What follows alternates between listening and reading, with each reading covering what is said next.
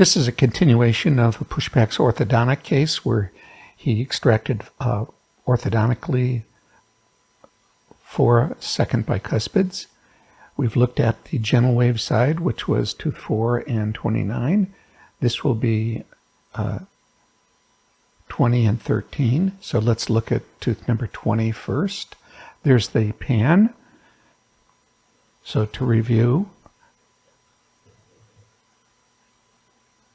he did 4 and 29 with gentle wave. He's going to do 13 and 20 with Fotona.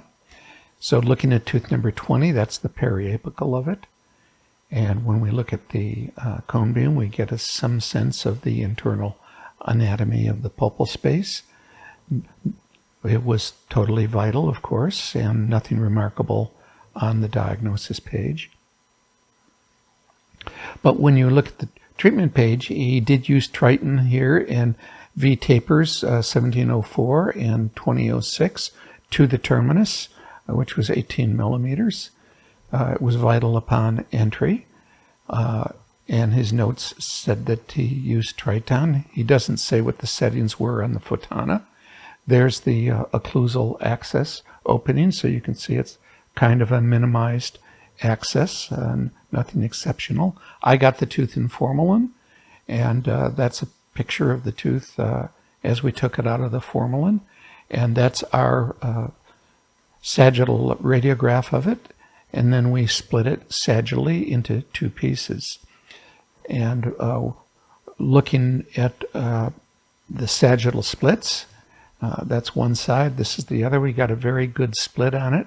I'm only going to show one side because there wasn't anything really remarkable. When you look at it and compare it with the gentle wave case, there is quite a bit of comparison. The gentle wave was filled with tissue in the apical part of the root. The Fotona had no visible tissue in this particular tooth.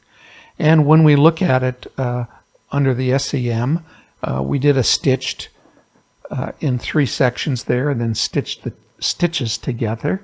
So you kind of get a sense of how clean the canal actually was and what the structure of the dentin looked like. It looked like there was some mineralization still present, but for the most part, there wasn't any pulp tissue at all that I could detect. And we're going to look at 4 different areas on side 2. When you go into the site, go ahead and bring up the collages. One collage you'll have to download because it was so large. But up near the coronal part, when you look at the structure of the dentin, you can see the mineralization is less than demineralization is less than it is with the gentle wave, and you see the structure of the predentin pretty much intact, with all of the proteoglycans being removed by the sodium hypochlorite that's in the Triton apparently, but much less demineralization. So a lot of the predentin has been not completely demineralized and is still intact. When you go to an area more in the mid-root area, you can see that there's no pulp tissue whatsoever, and the predentin has been slightly demineralized, but still intact, where you can see it's still the globular nature of predentin still present. Doesn't look like there's any organic material left.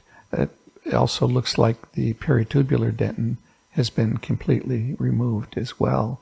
So very, very unusual findings considering the Triton was used here. Down in the apical section, you can see some of the fibrous pulpal tissue remnants just above the predentin are still intact. So that was different than the gentle wave as well. When you go into the still in the apical third of the area, again, the predentin's still intact. Some of it's been removed. down to the mineralization front.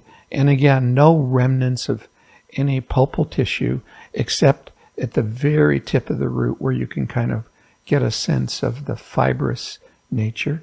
Here you can see predentin, not completely demineralized, but all pulpal tissue really has been removed. So that's what the case looked like. Next we'll do tooth number 13, and that'll complete the case.